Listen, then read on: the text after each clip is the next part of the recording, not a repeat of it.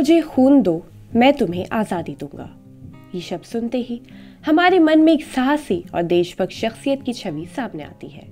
नेताजी सुभाष चंद्र बोस एक भारतीय राष्ट्रवादी थे जिनकी देशभक्ति कई भारतीयों के दिलों में छाप छोड़ गई है।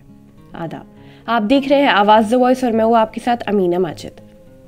सुभाष चंद्र बोस को आजाद हिंद फौज के संस्थापक के रूप में जाना जाता है और उनका नारा तुम मुझे खून दो, मैं तुम्हें आजादी दूंगा बेहद मशहूर हुआ। उड़ीसा के बंगाली परिवार में पैदा हुए सुभाष चंद्र बोस बचपन से ही पढ़ाई में बहुत होनहार थे। ऐसे में उनके पिता जानकीनाथ बोस उन्हें भारतीय सिविल सेवा का अफसर बनाना चाहते थे। सबसे पहले उनकी शुरुआत पढ़ाई कटक के रवेशो कॉलेजिएट स्कूल से हुई थी। इसके बाद 1916 में उन्होंने कोलकाता की प्रेसिडेंसी कॉलेज में दाखिला लिया। यहाँ से पढ़ाई करने के बाद नेताजी को उनके पिता ने सिविल सर्विसेज की तैयारी करने के लिए इंग्लैंड कैम्ब्रिज यूनिवर्सिटी भेज दिया। उस वक्त भारत में अंग्रेजों के शासन के चलते भारतीयों के लिए सिविल सर्विसेज में जाना बहुत मुश्किल हुआ करता था। इंग्लैंड में सिविल सर्विसेज के एग्जाम में नेताजी का चौथा स्थान हासिल हुआ था।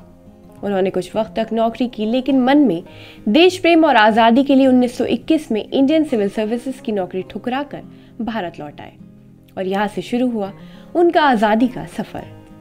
भारत के लिए सुभाष चंद्र बोस का दृष्टिकोण स्वतंत्रता से परे था। उन्होंने एक मजबूत, एकजुट और राष्ट्र की कल्पना की। बोस ने अनुशासन, एकता और आत्मनिर्भरता की जरूरत पर जोर दिया। नेताजी का स्वतंत्रता आंदोलन के और नेताओं के साथ जटिल संबंध था। जबकि वो गांधी के संपन्न की तारीफ करते थे, वो अक्सर उनके तरीकों से असहमत होते थे।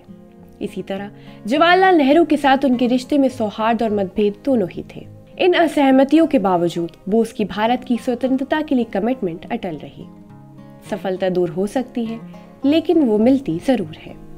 सुभाष चंद्र बोस सिर्फ एक क्रांतिकारी नेता ही नहीं, बल्कि एक ऐसे विचारक थे जिन्होंने भारतीय युवाओं को अपने सपनों को बड़ा करने और उनके लिए लड़ने का जज्बा दिया।